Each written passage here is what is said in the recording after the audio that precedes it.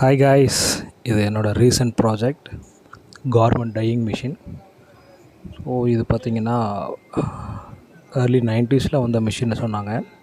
Electrically support கிடையாது, எல்லாமே வந்து பழைய கண்ட்ரோலர் பேஸில் வந்திருந்தது, கஸ்டமைஸ்டு கண்ட்ரோலர் பேஸில்.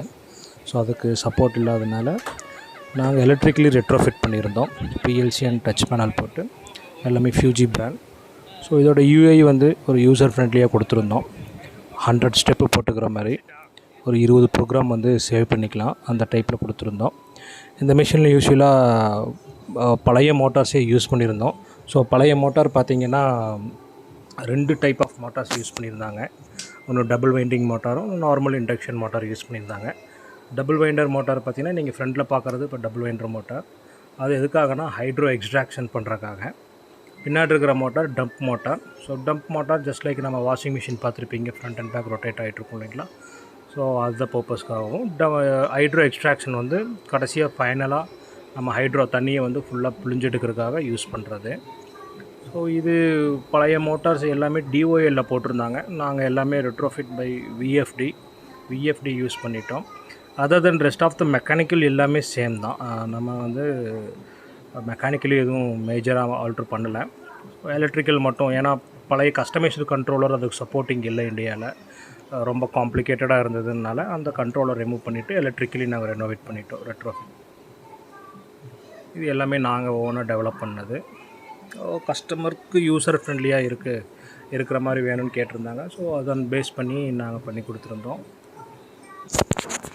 Touch control 7 inch and 10 inch ரெண்டுமே யூஸ் பண்ணியிருந்தோம். இந்த மிஷின் வந்து 7 இன்ச்சு, பக்கத்து மிஷின் வந்து 10 இன்ச்சும் போட்டு யூஸ் பண்ணியிருந்தாங்க. ஸோ 10 இன்ச்சு கொஞ்சம் பெட்டர் வியூவாக இருக்கும். நாங்கள் இது இல்லாமல் பழைய ஸ்லேவாஷ் மிஷின், நார்மல் கார்மெண்ட் இல்லாமல் ஃபேப்ரிக் டையிங் மிஷின், இது எல்லாமே ரெட்ரோஃபிட் பண்ணியிருந்தோம். ஸோ சிமிலர் அதே மாதிரி தான். இதில் அடிஷ்னல் டேங்க் வந்து உங்களுக்கு மல்டி டேங்க்ஸ் இருக்கும். ஆக்சுவலாக நார்மல் ஃபேப்ரிக் டையிங்கில் டேங்க்ஸ் கம்மியாக இருக்கும், இதில் வந்து மல்டி டேங்க்ஸ் இருக்கும். ஒரு 5 அடிஷ்னல் டேங்க்ஸ் இருந்தது. அதில் 2 ஃபுல்லி ஆட்டோமேட் பண்ணியிருந்தோம். அதிலேருந்து ட்ரான்ஸ்ஃபர், டோசிங் இது எல்லாமே எடுக்கிற மாதிரி கொடுத்துருந்தோம்.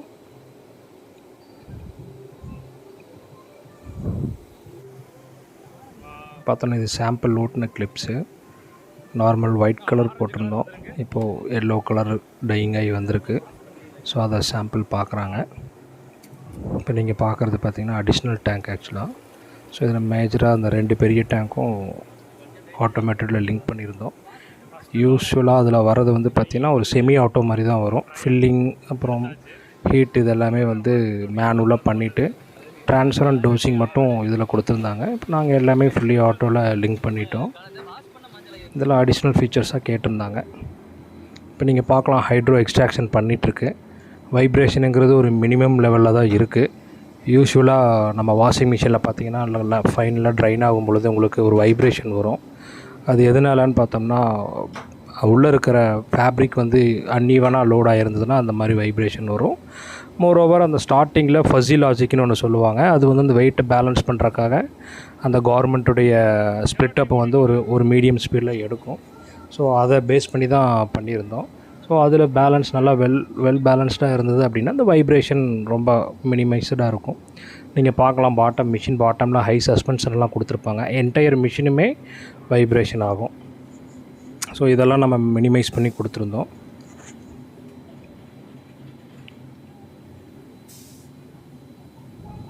இது ஓவராலாக ஒரு 2-3 டேஸ் ஆச்சு எலக்ட்ரிக்கல் கன்வர்ஷனுக்கு. ப்ரோக்ராமிங்க்கு 3 டேஸு, எலக்ட்ரிக்கல் வயரிங்க்கு ஒரு 3 டேஸு. பட் மெக்கானிக்கலுக்காக கொஞ்சம் டைம் எடுத்திருந்தது. இனிஷியல் அந்த lining, pipe lines, stream line இதெல்லாம் எடுக்கிறதுக்காக. ஓவராலாக ஒரு 15 to 20 டேஸில் இதை வந்து என்டையர் ப்ராஜெக்ட்டு முடிச்சிடலாம். மிஷின் கண்டிஷனை டிபெண்ட் பண்ணி ரெட்ரோஃபிட்டுங்கிறது. ஸோ பழைய மிஷின் எந்த கண்டிஷன் இருக்கோ அதை வச்சு தான் டேஸ் இருக்கும். இந்த மிஷினுக்கு 20 நாள் எடுத்துச்சு ஹார்ட்லி. இப்போ ஃபுல்லியாக ஹைட்ரோ எக்ஸ்ட்ராக்ட் பண்ணும் பொழுது தண்ணி என்டையராக ட்ரைன் ஆகிருக்கும். வெளியில் எடுத்து நீங்கள் வந்து புழிஞ்சிங்கன்னா அதில் ட்ராப்ஸ் எதுவுமே வராது. ஸோ அப்படி வந்துன்னா ஹைட்ரோ எக்ஸ்ட்ராக்டட்னு அர்த்தம். ஸோ நல்லா கரெக்டாக ட்ரம்முடைய ஸ்பீடு இது எல்லாமே எக்யூப்ட் ஆகிருக்குன்னு அர்த்தம். ஸோ இதை அன்லோட் பண்ணுறாங்க. ஆஃப்டர் ட்ரையலுக்கு அப்புறம் ஃபேப்ரிக்கை அன்லோடு பொசிஷனிலிருந்து எடுக்கிறாங்க. ஸோ இதில் வந்து ஒரு 3 சேம்பர் 4 சேம்பர் 2 சேம்பர் அந்த மாதிரி இருக்கும். அந்த சேம்பர்ஸில் தான் வந்து ஃபேப்ரிக்கை டம்ப் பண்ணுவாங்க. அப்போ தான் உங்களுக்கு வந்து வெயிட் பேலன்ஸ் ஆகும். ஸோ மினிமம் வைப்ரேஷனும் கிடைக்கும். Okay guys, thank you for watching. See you in the next post.